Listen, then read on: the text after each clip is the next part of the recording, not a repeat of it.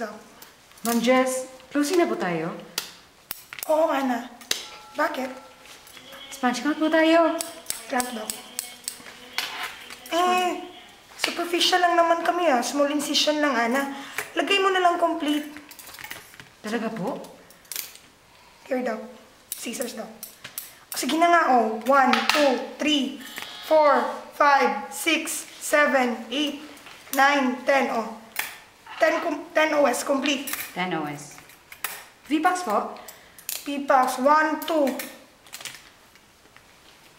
Complete B-Pack. Sutures po? Ana, dalawa lang ang ginamit namin. O yan, 1, 2. Okay po. Instrument po? Pwede mamaya na. Sure naman ako na wala akong naiwan sa loob,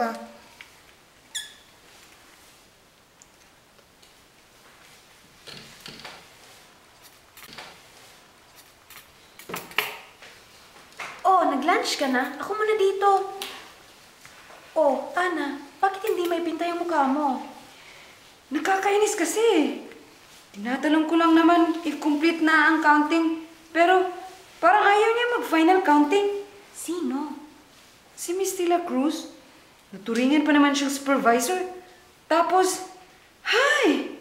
Naku! Kakainis talaga. So, anong ginawa mo? Di, sinabi ko na lang na complete. Sinabi ko na lang na instrument and sponges count complete. Kahit hindi kami nag-count. Kasi sabi niya na superficial lang daw.